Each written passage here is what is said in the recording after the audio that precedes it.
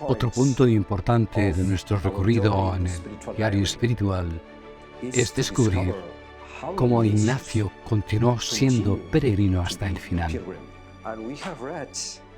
Hemos leído en los últimos días de aquellos 40 días, el 5 y el 6 de marzo del 44, cómo preguntaba a Dios: Señor, ¿dónde me queréis llevar? ¿Qué queréis hacer de mí? ¿Hacia dónde me guiáis? ¿Por qué vía me lleváis? Así que el peregrino estaba totalmente abierto. Incluso estando fundada la Compañía de Jesús, todo seguía abierto, y él siente que su peregrinación continúa en las Constituciones.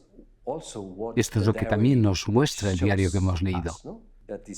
Él está continuamente abierto en peregrinación a través de las Constituciones, y estos 40 días de recorrido de su experiencia espiritual han sido tal vez un momento realmente tan importante como lo fue Loyola o lo fue Manresa.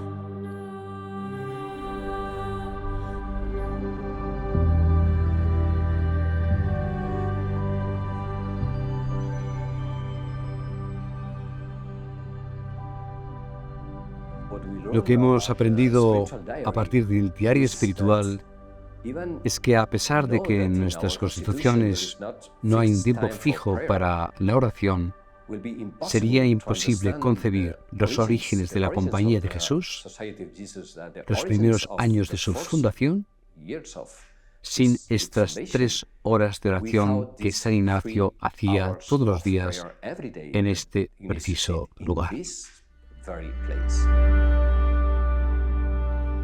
Hoy en día hubo un general muy inspirador, profeta, que hemos tenido recientemente, el padre Pedro Arrupe, en el que muchas cosas debían ser renovadas, como hoy también nos sucede, en las cuales sin oración hubiera sido imposible responder, sin escuchar la palabra, sin hacer ese discernimiento que en cada momento hemos de realizar. Existe un último mensaje que dio el padre Arrupe, en el que son sus últimas palabras dirigidas a la compañía, porque poco después llegó a Roma y tuvo ese ataque cerebral. Estas últimas palabras fueron dichas en el inicio del JRS, el servicio jesuita para refugiados en Tailandia. Estamos en el 6 de agosto de 1981, después de un encuentro con jesuitas de 3 días que estaban implicados en los comienzos de esta ONG, con muchos problemas que había que resolver. Y les dirigió estas últimas palabras: recen mucho. Los esfuerzos humanos no se resuelven con problemas como estos. Les estoy diciendo cosas que quiero enfatizar, un mensaje que tal vez sea mi último canto del cisne a la compañía. Oramos al principio y al final. Somos buenos cristianos.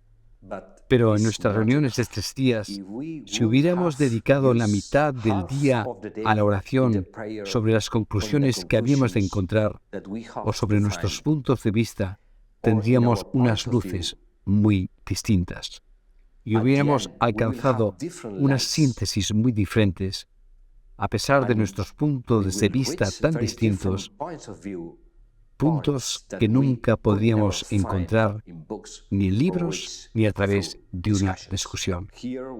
Aquí tenemos un tema clásico.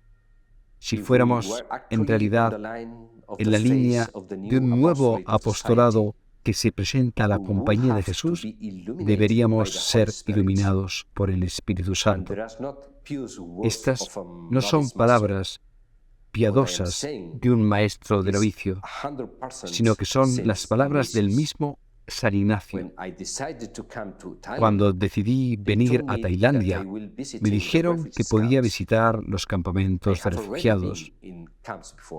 Ya he estado en campamentos de estos en otros momentos.